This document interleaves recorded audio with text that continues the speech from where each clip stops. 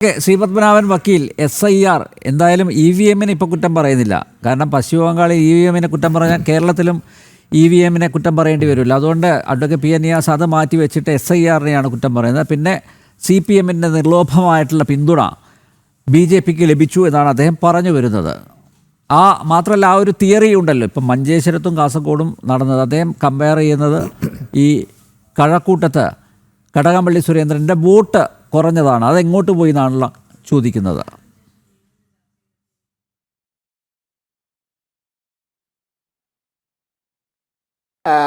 അതിൽ ഞാൻ വർഗീസ് സാർ പറഞ്ഞതിൽ ചെറിയ വസ്തുതാപരമായ ഒരു പിശകുണ്ട്. ഞാൻ ആദ്യം പറഞ്ഞിട്ട് ഈ വിഷയത്തിലേക്ക് ഒന്ന്, അദ്ദേഹം പറഞ്ഞത് BJPക്ക് 11% വോട്ടാണ്. അത് തെറ്റാണ്. അത് BJPക്കാണ്, NDAക്കല്ല.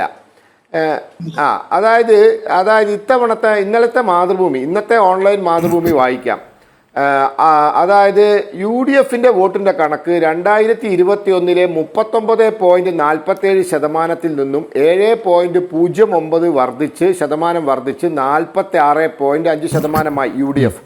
അതേസമയം വൻ തിരിച്ചടി നേരിട്ട LDFന്റെ വോട്ട് വിഹിതം 37.6% കുറഞ്ഞു.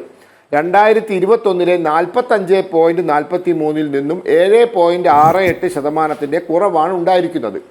ഇനി 3 സീറ്റ് നേടിയ NDA വോട്ട് വിഹിതം 14.2% ഉയർത്തി. 2021 12.41% NDAയുടെ വോട്ട്. ഇതിൽ നിന്ന് 1.79% വർധനവുണ്ടായിട്ടുണ്ട്. അപ്പോൾ അത് രണ്ടും രണ്ടാണ്. BJP വോട്ട് എന്ന് പറയുന്നതല്ല, NDA വോട്ടാണ്. അപ്പോൾ CPMന് കേരളത്തിൽ 21% വോട്ടും കോൺഗ്രസിന് 28% വോട്ടുമാണ്. അത് UDFന്റെയോ LDFന്റെയോ വോട്ടല്ല. അപ്പോൾ അതാണ് അതിൻ്റെ ഒരു പ്രശ്നം. പിന്നെ അഡ്വക്കേറ്റ് നിയാസ് പറഞ്ഞതിൽ വലിയൊരു വസ്തുതാപരമായ തെറ്റുണ്ട്. അതായത് April 9 ഹിന്ദു ഞാൻ വായിക്കാം.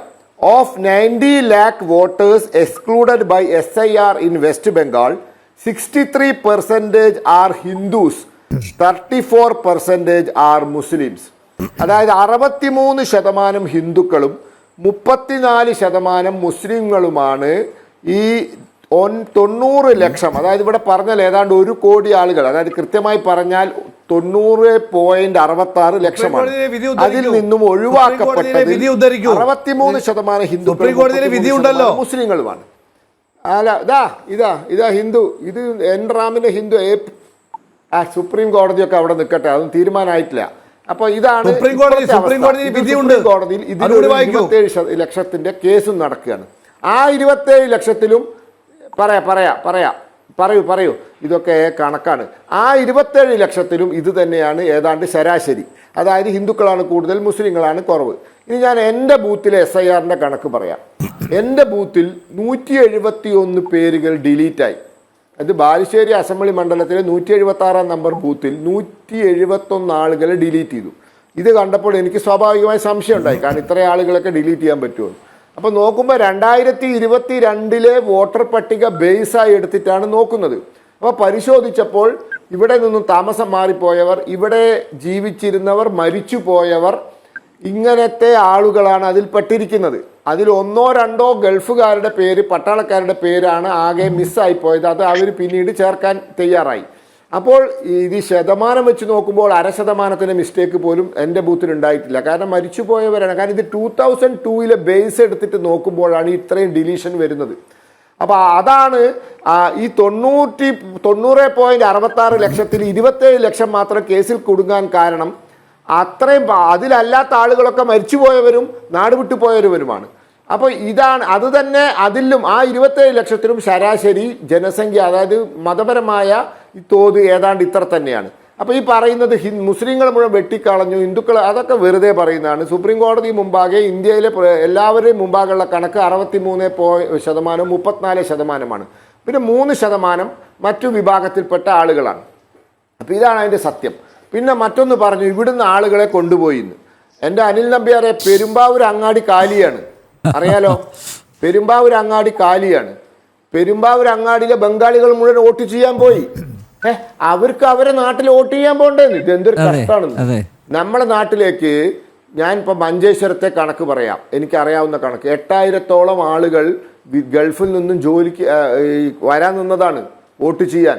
പക്ഷേ യുദ്ധം തുടങ്ങിയത് കാരണം വരാൻ പറ്റിയില്ല. 8000-ഓളം ആളുകൾ, അതിൽ ഹിന്ദുവുണ്ട് മുസ്ലിമുണ്ട്, ഭൂരിപക്ഷവും മുസ്ലിം സമുദായത്തിൽപ്പെട്ടവരാണ്. പക്ഷേ ഹിന്ദുക്കളുണ്ട്, കുറേ ഹിന്ദുക്കളുണ്ട്. അവർക്ക് വരാൻ പറ്റിയില്ല. കാരണം അവർ വിഷുവിന് വരാം, വിഷു കണക്കാക്കി ഏപ്രിൽ ആദ്യത്തിൽ വന്ന് വോട്ടും ചെയ്ത് വിഷുവും കഴിഞ്ഞ് പോകാം എന്ന് ഹിന്ദുക്കളും, എന്നാൽ പെരുന്നാളിന് വന്നിട്ട് വോട്ട് ചെയ്ത് പോകാമെന്ന് മുസ്ലിങ്ങളും വിചാരിച്ചു. പക്ഷെ സാധിച്ചില്ല. അപ്പം നമ്മുടെ ആളുകൾ, പുറമേയുള്ള ആളുകൾ വോട്ട് ചെയ്യാൻ വരുന്നില്ലേ? ബോംബെയിൽ ജോലി ചെയ്യുന്നവർ വോട്ട് ചെയ്യാൻ വരുന്നില്ലേ? ഗൾഫിൽ ജോലി ചെയ്യുന്ന ആളുകൾ വോട്ട് ചെയ്യാൻ വരുന്നില്ലേ? ബംഗാളികളുടെ ഗൾഫാണ് കേരളം, ബാംഗ്ലൂർ, അതുപോലെ തന്നെ ഹൈദരാബാദ്, ബോംബെ ഒക്കെ. അവർ തെരഞ്ഞെടുപ്പ് എന്നാൽ അവർ നാട്ടിലേക്ക് വോട്ട് ചെയ്യാൻ പോകുന്നു. ചിലപ്പോൾ താല്പര്യമുള്ള രാഷ്ട്രീയ പാർട്ടിക്കാർ അവരെ സാമ്പത്തികമായി പോകാൻ സഹായിച്ചിട്ടുണ്ടാവും, ട്രെയിൻ ടിക്കറ്റ് എടുത്ത് കൊടുത്തിട്ടുണ്ടാവും, ബസ് അറേഞ്ച് ചെയ്തിട്ടുണ്ടാവും. ഞാൻ മനസ്സിലാക്കുന്നത് ഇവിടുന്നൊക്കെ ഇവിടെ ഈ കോഴിക്കോട് ജില്ലയിലെ പല ഭാഗത്തും ബസ് അറേഞ്ച് ചെയ്തിട്ടുണ്ട്. അപ്പോൾ അതൊക്കെ സ്വാഭാവികമാണ്. അതിലൊന്നും ജാതിയും മതവും രാഷ്ട്രീയവും ഒന്നും കാണണ്ട. പിന്നെ ഇവിടെ വേറൊരു യാഥാർത്ഥ്യമുണ്ട്. ഞാനിപ്പോൾ ബംഗാളാണല്ലോ ഇവിടുത്തെ അടിസ്ഥാനപരമായ നമ്മുടെ ഒരു ബേസായിട്ട് എടുക്കുന്നത്. ഈ ബംഗാളിൽ കോൺഗ്രസ് ഇല്ലാണ്ടായത് BJP വളർന്നപ്പോഴല്ല. ബംഗാളിൽ കോൺഗ്രസ് ഇല്ലാണ്ടായത് BJP വളർന്നപ്പോഴല്ല. ബംഗാളിൽ കോൺഗ്രസ് ഇല്ലാണ്ടായത് CPM-നെ ഫലപ്രദമായി നേരിടാൻ ഇന്ത്യൻ നാഷണൽ കോൺഗ്രസ് മമതാ ബാനർജിയും സുദീപ് നിക്കട്ടെ ഞാൻ പറഞ്ഞുതരാം, അത് ഞാൻ കേൾക്കൂ. നിങ്ങൾ അവർ കോൺഗ്രസിന്റെ 90% കൂട്ടിപ്പോയി പുതിയ പാർട്ടി ഉണ്ടാക്കി. 98-ൽ 90% കോൺഗ്രസ്സുകാരും പോയി. അങ്ങനെ ഒരു സംസ്ഥാനത്തും കൂടി നടന്നിട്ടുണ്ട്. അതിന്റെ പേര് ആന്ധ്രാപ്രദേശ് എന്നാണ്. ആന്ധ്രാപ്രദേശിൽ ഇപ്പോൾ കോൺഗ്രസിന് ഒരു പഞ്ചായത്ത് വാർഡ് മെമ്പർ ഇല്ല. അത് BJP കാരണമല്ല. ആ ആളുകളെ കൊണ്ട് മറ്റേ ആള് പോയി. ആര്? രാജശേഖർ റെഡ്ഡിയുടെ മകൻ ജഗൻമോഹൻ റെഡ്ഡി പോയി. എന്നിട്ട് YSR കോൺഗ്രസ് ഉണ്ടാക്കി. അതിന്റെ ഒരു തുടക്കം ബംഗാളിൽ 98-ൽ നടന്നു. അവർ 90% കോൺഗ്രസ്സുകാരെയും കൊണ്ട് തൃണമൂൽ കോൺഗ്രസ് ഉണ്ട്. അങ്ങനെയാണ് കോൺഗ്രസ് ക്ഷീണിച്ചിപ്പം 2%, 3% വോട്ടാണ്. എന്നാൽ CPM അങ്ങനെയല്ല തളർന്നത്. CPM തളർന്നത്, ഇല്ലാണ്ടായത് 2011-ൽ എൻ്റെ ഓർമ്മ ശരിയാണെങ്കിൽ 70-ലധികം സീറ്റുണ്ട് CPM-ന് 2011-ൽ ആദ്യം തോറ്റപ്പോൾ. പിന്നീട് 2016-ൽ മത്സരിച്ചപ്പോൾ അവർക്ക് ഏതാണ്ട് 30 എത്രയോ സീറ്റുണ്ട്. അതിനെ പതുക്കെ BJP, ആ അണികളും നേതാക്കന്മാരും ഒക്കെ BJP-യിൽ വന്നു. ഞാനൊരു ഉദാഹരണം പറയാം. കഗൻ മുർമു CPM-ന്റെ 2 ടേം MLA ആണ്. 2 തവണ MLA സ്ഥാനത്ത് ഇരിക്കെ BJP-യിൽ ചേർന്ന് ഇപ്പൊ 2 തവണ MP ആയി. 2019 MP ആയി, 2024 MP ആയി. അപ്പൊ ബംഗാളിൽ ഞങ്ങൾ വളർന്നത് CPM-ന്റെ ചെലവിലാണ്. ഞാൻ മനസ്സിലാക്കുന്നത് കേരളത്തിലും അത് സംഭവിക്കുമെന്നാണ്. ഞങ്ങളും പ്രതീക്ഷിക്കുന്നു അതാണ്. കാരണം കേരളത്തിൽ ഈ CPM-ൽ നിന്നും ആളുകൾ കോൺഗ്രസിലേക്ക് മാത്രമൊന്നല്ല പോകുന്നത്. കുറെ ആളുകൾ വന്നിട്ടുണ്ട്, സീറ്റിൽ ജയിച്ചിട്ടുണ്ട്, ഒക്കെ ശരിയാണ്. പക്ഷേ അല്ലാത്തവർ ആളുകളുണ്ട്. അവർ BJP-യോട് സഹകരിക്കാൻ തയ്യാറാവും. അപ്പൊ അതിന് കുറെ സാമുദായികമായ കാരണങ്ങളുണ്ട്, കുറെ മറ്റു വിഷയങ്ങളുണ്ട്. അപ്പോൾ ഇത് ബംഗാളിൽ സംഭവിച്ചത്. ഇനി ത്രിപുര എടുക്കാം. ത്രിപുരയിൽ എന്താ സംഭവിച്ചത്? ത്രിപുരയിൽ BJP വളർന്നത് കോൺഗ്രസിന്റെ ചെലവിലൊന്നല്ല, വെറുതെ പറയാണ്. ത്രിപുരയിൽ BJP വളർന്നതും CPM-ന്റെ ചെലവിലാണ്. അതുകൊണ്ടല്ലേ ഇന്ന് CPM-നും കോൺഗ്രസിനും അവിടെ ഏതാണ്ട് ഒരേ ശതമാനം വോട്ടാണ്. അവിടെ എന്താ സംഭവിച്ചത്?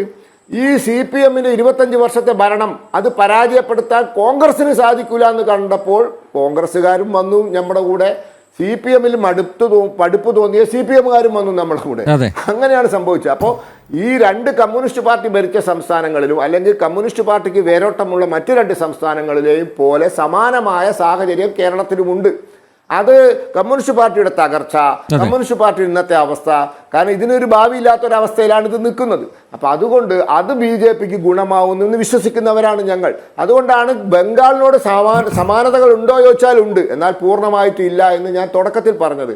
ചില വ്യത്യാസങ്ങളുമുണ്ട്, ചില സമാനതകളുമുണ്ട്. ഇത് മനസ്സിലാക്കണം. ഓക്കെ.